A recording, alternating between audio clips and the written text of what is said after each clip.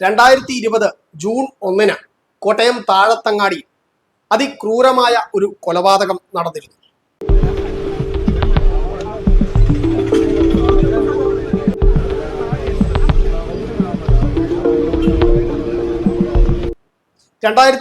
June 3 താഴത്തങ്ങാടിയിൽ അതിക്രൂരമായ ഒരു കൊലപാതകം നടന്നിരുന്നു. താഴത്തങ്ങാടി സ്വദേശികളായ ദമ്പതികളായ മുഹമ്മദ് സാലിയെയും ഭാര്യ ഷീബയെയും അതിക്രൂരമായ രീതിയിൽ പ്രതി കുത്തി കൊലപ്പെടുത്തുകയായിരുന്നു. വീടിനുള്ളിലാണ് ഇരുവരെയും അന്ന് മരിച്ച നിലയിൽ കണ്ടെത്തിയത്. അതിന് ഏതാണ്ട് മീറ്ററുകൾ മാത്രം അകലെയായാണ് തിരുവാതുക്കൽ ശ്രീവത്സത്തിൽ വിജയകുമാറിനെയും ഭാര്യ ഡോക്ടർ മീരയെയുമാണ് വീടിനുള്ളിൽ ഇന്ന് രാവിലെ ക്രൂരമായ രീതിയിൽ കൊല്ലപ്പെട്ട നിലയിൽ കണ്ടെത്തിയത്. തിരുവാതുക്കൽ അവരുടെ വീട് ഏതാണ്ട് 6000 സ്ക്വയർ ഫീറ്റ് വരുന്നൊരു വലിയ വീടാണ് തിരുവാതുക്കൽ ഭാഗത്തുള്ളത്. ആ വീടിനുള്ളിലാണ് രണ്ടുപേരെയും മരിച്ച നിലയിൽ കണ്ടെത്തിയത്. ഇദ്ദേഹം കോട്ടയം തിരുനക്കര ഇന്ദ്രപ്രസ്ഥം ഓഡിറ്റോറിയത്തിന്റെ ഉടമ കൂടിയാണ്. 2017 ജൂണിൽ ഇദ്ദേഹത്തിന്റെ മകനെ കോട്ടയം ഏറ്റുമാനൂർ കാരിത്താസിന് സമീപം റെയിൽവേ ട്രാക്കിൽ മരിച്ച നിലയിൽ കണ്ടെത്തിയിരുന്നു. അതിനു പിന്നാലെയാണ് ഇപ്പോൾ കുടുംബം ഒന്നടങ്കം അതിദാരുണമായ രീതിയിൽ കൊല്ലപ്പെട്ടത്.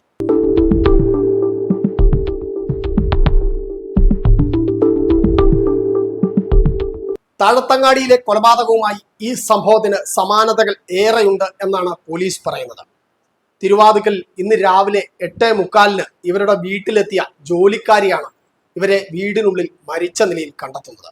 ഇന്നലെ രാത്രി 10 മണിയോടുകൂടിയാണ് വിജയകുമാർ തന്റെ ഓഡിറ്റോറിയത്തിൽ നിന്നും വീട്ടിലെത്തിയത്. ഈ സമയം വീട്ടിൽ ഉണ്ടായിരുന്ന ഇതര സംസ്ഥാന തൊഴിലാളിയായ ജീവനക്കാരൻ, സെക്യൂരിറ്റി ജീവനക്കാരൻ, അദ്ദേഹം ഏറെ പ്രായമുള്ളയാളാണ്. അദ്ദേഹത്തിന് ചെവിക്ക് കേൾവിശക്തിക്ക് തകരാറുമുണ്ട്. അദ്ദേഹമാണ് തന്റെ വീടിന്റെ ഗേറ്റ് തുറന്നു കൊടുത്തത്.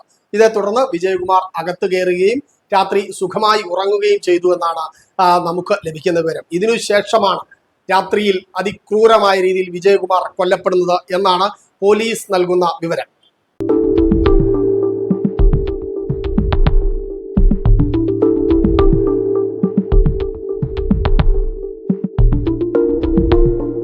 രാവിലെ 8:45 വീട്ടിലെത്തിയ ജോലിക്കാരിക്കായി ഇതേ ജീവനക്കാരൻ വീടിന്റെ റിമോട്ട് ഘടിപ്പിച്ച ഗേറ്റ് തുറന്നു നൽകുന്നു.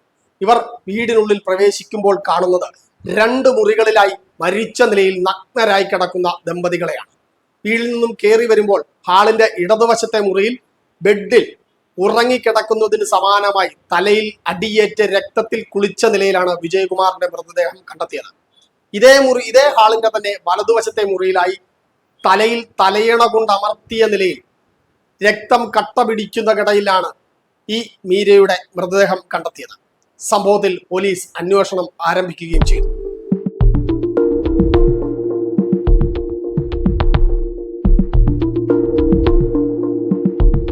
സംഭവത്തെപ്പറ്റി കോട്ടയം വെസ്റ്റ് പോലീസിന്റെ നിഗമനങ്ങൾ ഇങ്ങനെയാണ്. തിരുവാതുക്കൽ ഭാഗത്തു നിന്നും വരുന്ന വീടിന്റെ മതിൽ ചാടിക്കടന്ന് ഉള്ളിൽ കയറിയ മോഷ്ടാവ് അല്ലെങ്കിൽ അക്രമി വീടിന് വാതിലിനോട് ചേർന്ന ചെറിയ ജനൽപ്പാളി കമ്പി ഉപയോഗിച്ച് കുത്തിയിളക്കി തുറന്ന ശേഷം വാതിൽ തുറന്ന് ഉള്ളിൽ കയറി. തുടർന്ന് ആദ്യം ഡോക്ടർ മീരയെ തലയ്ക്കടിച്ച് കൊലപ്പെടുത്തി. ഇതിനുശേഷം വിജയകുമാറിന്റെ മുറിയിലെത്തി അദ്ദേഹത്തെയും ക്രൂരമായി കൊലപ്പെടുത്തി എന്നുള്ളതാണ് പോലീസ് നൽകുന്ന വിവരം. ഇതിനായി ഈ വീട്ടിൽ തന്നെ സൂക്ഷിച്ചിരുന്ന കോടാലിയാണ് പ്രതി ഉപയോഗിച്ചത് എന്നാണ് പോലീസിന്റെ പ്രാഥമിക നിഗമനം. ഈ കോടാലി വീടിനുള്ളിൽ നിന്ന് തന്നെ പോലീസിന് ലഭിക്കുകയും ചെയ്തിട്ടുണ്ട്. സമ്പൂർണ്ണ CCTV ക്യാമറ വലയത്തിലായിരുന്ന ഈ വീടിന്റെ CCTV ദൃശ്യങ്ങൾ അടങ്ങിയ ഹാർഡ് ഡിസ്ക് പ്രതി മോഷ്ടിച്ചെടുത്തു കൊണ്ടുപോയിട്ടുണ്ട്. ഏതായാലും വീടിനുള്ളിൽ ഉണ്ടായിരുന്ന നായ ഒരു ശബ്ദം പോലും ഉണ്ടാക്കിയില്ല എന്നുള്ളത് ഏറെ കൗതുകകരമായി തോന്നുന്നു.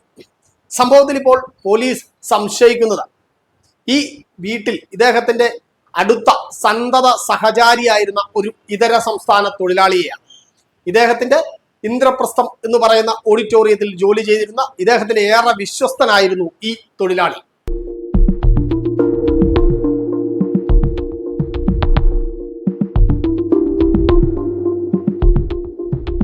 മാസങ്ങൾക്ക് മുൻപ് ഇദ്ദേഹത്തിന്റെ മൊബൈൽ ഫോണിൽ നിന്നും ഇയാൾ നടത്തിയ തട്ടിപ്പിലൂടെ 2,14,000 രൂപ ഇയാൾ തട്ടിച്ചെടുക്കുന്ന സാഹചര്യമുണ്ടായിരുന്നു. ഇതിനുശേഷം സ്വന്തം നാട്ടിലേക്ക് രക്ഷപ്പെട്ട ഇയാളെ വെസ്റ്റ് പോലീസിന്റെ സഹായത്തോടു കൂടിയാണ് വിജയകുമാർ പിടികൂടി അറസ്റ്റ് ചെയ്ത് റിമാൻഡ് ചെയ്യുന്നത്.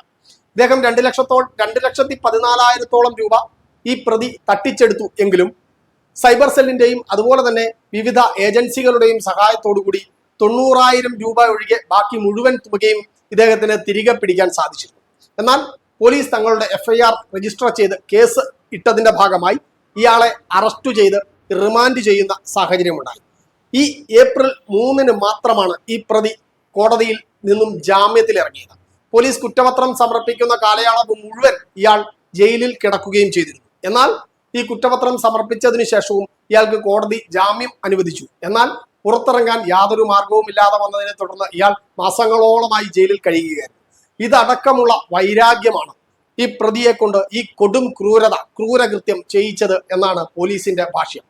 വീടിനുള്ളിൽ കടന്നു കയറിയ പ്രതി രണ്ടുപേരെയും അതിക്രൂരമായി കൊലപ്പെടുത്തുകയും മുഖം വികൃതമാക്കുന്ന രീതിയിൽ അതിക്രൂരമായി മർദ്ദിക്കുകയും ചെയ്തു എന്നാണ് പോലീസ് പറയുന്നത്. ഏതായാലും വീടിനുള്ളിൽ നിന്നും ഒരു തരി സ്വർണമോ പണമോ മോഷ്ടിച്ചെടുക്കാതെ CCTV ക്യാമറയുടെ ഹാർഡ് ഡിസ്കും ഈ മരിച്ച അല്ലെങ്കിൽ കൊല്ലപ്പെട്ട രണ്ടുപേരുടെ 3 മൊബൈൽ ഫോണുകളും മാത്രമാണ് ഈ പ്രതി ഇവിടെ നിന്നും കവർന്നത്. ഈ മൊബൈൽ ഫോണിനുള്ളിൽ CCTV ക്യാമറ ദൃശ്യങ്ങൾ ഉണ്ടാകുമെന്ന് തിരിച്ചറിഞ്ഞുകൊണ്ട് അതിക്രൂരമായി ആസൂത്രണം ചെയ്ത തന്റെ വൈരാഗ്യം മുഴുവൻ തീർക്കുന്ന രീതിയിലുള്ള ഒരു കൊലപാതകമാണ് പ്രതി നടത്തിയതെന്നാണ് പോലീസ് പറയുന്നത്. ഏതായാലും ഇയാൾക്കായി പോലീസ് അന്വേഷണം ആരംഭിച്ചിട്ടുണ്ട്.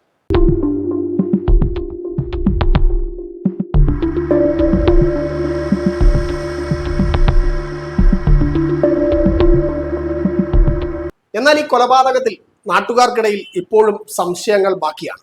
2017 ജൂണിൽ ഇദ്ദേഹത്തിന്റെ മകൻ ഗൗതമിനെ കോട്ടയം ഏറ്റുമാനൂർ കാരിത്താസിനു സമീപത്തെ റെയിൽവേ ട്രാക്കിൽ കഴുത്തിൽ മുറിവേറ്റ നിലയിൽ മരിച്ച നിലയിൽ കണ്ടെത്തുകയായിരുന്നു. ഇദ്ദേഹത്തിന്റെ മകന്റെ മരണം കൊലപാതകമാണെന്ന സംശയവുമായി ഉന്നത പോലീസ് ഉദ്യോഗസ്ഥരെ അടക്കം കയറിയിറങ്ങി അന്വേഷിക്കാൻ ആവശ്യപ്പെട്ടുകൊണ്ട് നിവേദനം നൽകുന്ന സാഹചര്യം ഉണ്ടായിരുന്നു. എന്നാൽ ഇതുവരെയും അദ്ദേഹത്തിന് അനുകൂലമായൊരു തീരുമാനമുണ്ടായില്ല. ഇതേ തുടർന്ന് ഇദ്ദേഹം ഹൈക്കോടതിയെ സമീപിക്കുകയും 1 മാസം മുൻപ് മാത്രം ഇദ്ദേഹം ഹൈക്കോടതിയിൽ നിന്ന് അനുകൂല വിധി നേടിയെടുക്കുകയും ചെയ്തു. ഈ കേസിൽ ഇനിയിപ്പോൾ CBI അന്വേഷിക്കണമെന്ന അനുകൂല വിധിയാണ് അദ്ദേഹം നേടിയത്. ഇതിനു പിന്നാലെ ഇദ്ദേഹത്തെയും കുടുംബത്തെയും അതിക്രൂരമായി ഇല്ലായ്മ ചെയ്തത് ആരാണ് എന്ന ചോദ്യമാണ് നാട്ടുകാർ ഉയർത്തുന്നത്. ഒരു ബംഗാളിയാണോ ഈ കൊലപാതകത്തിന് പിന്നിൽ? ബംഗാളിയാണ് എങ്കിൽ വീടിനുള്ളിൽ അതിക്രമിച്ചു കയറി ഇത്തരത്തിൽ ക്രൂരമായ രീതിയിൽ കൊലപാതകം നടത്തിയ ശേഷം 1 രൂപ പോലും കവർച്ച ചെയ്യാതെ കഴുത്തിൽ കിടന്ന സ്വർണം പോലും എടുക്കാതെ ഇയാൾ അവിടെ നിന്ന് രക്ഷപ്പെട്ടു പോകുമോ? ബംഗാളികളുടെ അല്ലെങ്കിൽ മുൻപ് മോഷണ കേസിൽ തട്ടിപ്പ് കേസിന് അകത്തായ ഒരു പ്രതി ഇത്തരത്തിൽ ചിന്തിക്കുമോ എന്നുള്ളതാണ് നാട്ടുകാരുടെ സംശയമായി ഉയരുന്നത്. മകന്റെ മരണത്തിന് പിന്നിലെ ദുരൂഹത നീക്കണമെന്നാവശ്യപ്പെട്ടുകൊണ്ട് കോടതി വരാന്തകളിലൂടെ കയറിയിറങ്ങി ഒടുവിൽ CBI അന്വേഷണത്തെ മുന്നിൽ കൊണ്ടുവന്ന ഒരു പിതാവിനും കുടുംബത്തിനും ഈ 1 ആഴ്ചക്കിടയിൽ അല്ലെങ്കിൽ 1 മാസത്തിനിടയിൽ ഉണ്ടായത് ഭീഷണികൾ എന്തൊക്കെ എന്നുള്ള ഒരു സംശയമാണ് ഇപ്പോൾ നാട്ടുകാർ അടക്കം ഉന്നയിക്കുന്നത്. പോലീസ് ഒരു ബംഗാളിക്ക് പുറകെ പോകുമ്പോഴും നാട്ടുകാർക്ക് ഈ ഒരു വിഷയത്തിൽ അതിശക്തമായ സംശയമുണ്ട് എന്ന് തന്നെയാണ് മനസ്സിലാകുന്നത്. വീടിന്റെ തിരുവാതുക്കൽ ഭാഗത്തു നിന്ന് വരുന്ന ഭാഗത്തെ മതിലിൽ മുകളിലേക്ക് കയറാനുള്ള സാധ്യത അല്ലെങ്കിൽ തന്നെ അപായപ്പെടുത്താനുള്ള സാധ്യത ഉണ്ടെന്ന് തിരിച്ചറിഞ്ഞുകൊണ്ട് ആ ഭാഗത്ത് ഒരാൾക്ക് കയറാൻ ഏതെങ്കിലും രീതിയിലുള്ള സാധ്യതയുള്ള ആ ഭാഗത്ത് ഒരാഴ്ച മുൻപ് മാത്രം സിമന്റ് തേച്ച് മുള്ളു കമ്പി അതുപോലെ തന്നെ കുപ്പിച്ചില്ലുകളും വിതറി തന്റെ വീടിന്റെ സുരക്ഷ ഉറപ്പാക്കാൻ ശ്രമിച്ച വിജയകുമാർ ഇത്തരത്തിലൊരു ഭീഷണിയെ ഭയന്നിരുന്നു എന്ന് തന്നെയാണ് സൂചന തരുന്നത്. ഏതായാലും തെറ്റായ ദിശയിൽ അന്വേഷണം പോകാതെ കൃത്യമായ പ്രതികളെ മുന്നിൽ കൊണ്ടുവരാൻ കേരള പോലീസിന് സാധിക്കട്ടെ എന്ന് തന്നെയാണ് നമുക്കും പറയാനുള്ളത്. കോട്ടയം ജില്ലാ പോലീസ് മേധാവി ഷാഹുൽ ഹമീദിന്റെ നേതൃത്വത്തിൽ കോട്ടയം DYSP KG അനീഷിന്റെ നേതൃത്വത്തിലുള്ള പ്രത്യേക അന്വേഷണ സംഘം രൂപീകരിച്ച പോലീസ് അന്വേഷണം ആരംഭിച്ചിട്ടുണ്ട്. ഏത് രീതിയിലുള്ള കുറ്റവാളികളാണെങ്കിലും അവരെയെല്ലാം നിയമത്തിന്റെ മുന്നിൽ കൊണ്ടുവരാൻ നമ്മുടെ പോലീസിന് സാധിക്കട്ടെ. കോട്ടയത്തു നിന്നും ടീം ജാഗ്രത.